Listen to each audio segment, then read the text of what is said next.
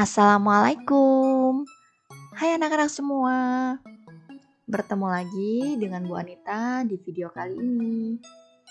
Di video kali ini kira-kira Bu Anita akan membahas tentang apa ya? Sebelum kita mulai, ada baiknya kita berdoa terlebih dahulu. Berdoa, silakan dimulai.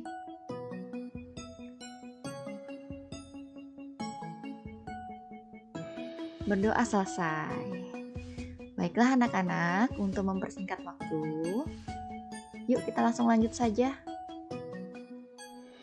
Nah, di video kali ini Bu Anita membahas tema 2, muatan pelajaran IPS tentang sumber daya alam. Sekarang, lihatlah apa yang muncul di layar.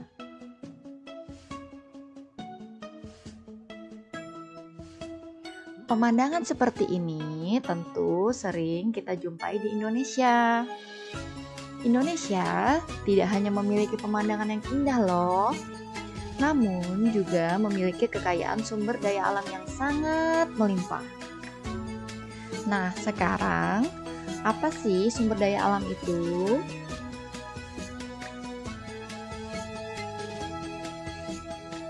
Sumber daya alam adalah semua kekayaan alam yang dapat dimanfaatkan oleh manusia untuk memenuhi keperluan hidupnya. Namun, ingat ya anak-anak, kita harus memanfaatkan sumber daya alam secara bijak. Nah, anak-anak, sumber daya alam sendiri dapat dibedakan berdasarkan sifatnya dan juga dapat dibedakan berdasarkan jenisnya. Ayo langsung kita pelajari saja ya. Sekarang kita membahas sumber daya alam berdasarkan sifatnya. Sumber daya alam berdasarkan sifatnya dapat dibagi menjadi 2, yaitu sumber daya alam yang dapat diperbarui dan sumber daya alam yang tidak dapat diperbarui. Sekarang kita cari tahu yuk, apa sih yang dimaksud dengan sumber daya alam dapat diperbarui? Jadi, sumber daya alam yang dapat diperbarui adalah sumber daya yang akan ada terus-menerus dan dapat dikelola untuk diperbanyak jumlahnya. Contohnya antara lain hewan, tumbuhan, sinar matahari, angin, dan air. Sekarang kita membahas tentang sumber daya alam yang tidak dapat diperbarui. Sumber daya alam yang tidak dapat diperbarui adalah sumber daya yang memiliki jumlah terbatas dan dapat habis. Dengan kata lain, proses pembentukannya membutuhkan waktu yang sangat lama. Contohnya antara lain adalah bahan bakar fosil, yaitu minyak bumi, gas alam, dan batu bara. Selanjutnya, contoh lainnya adalah sumber daya alam mineral. Sumber daya alam mineral terbagi menjadi mineral logam dan mineral non-logam.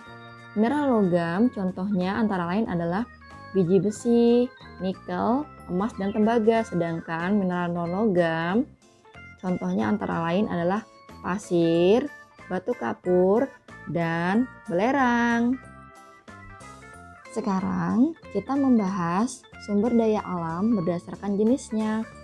Sumber daya alam berdasarkan jenisnya dibagi menjadi 2, yaitu sumber daya alam hayati dan sumber daya alam non-hayati.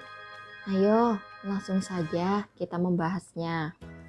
Sumber daya alam hayati adalah sumber daya alam yang berasal dari makhluk hidup. Contohnya apa saja ya? Yang pertama, contohnya adalah hewan yang biasanya kita sebut dengan sumber daya alam hewani. Contohnya antara lain ikan, sapi, kambing, dan ayam. Contoh sumber daya alam hayati lainnya adalah sumber daya alam tumbuhan atau biasa kita sebut dengan nabati. misalnya buah-buahan dan sayur-sayuran. Berikutnya yang kita bahas adalah mengenai sumber daya alam non-hayati. Sumber daya alam non-hayati adalah sumber daya alam yang bukan berasal dari makhluk hidup. Contohnya air, batu-batuan, sinar matahari, tanah, dan bahan hasil tambang.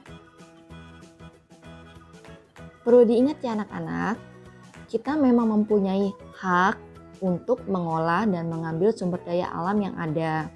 Tapi ingat, kita juga mempunyai kewajiban untuk menjaga, mengolah, dan menggunakan sumber daya alam dengan bijak.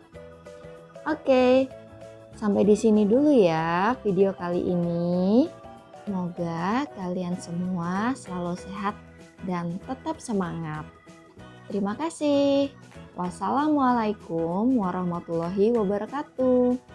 Bye-bye, sampai ketemu lagi.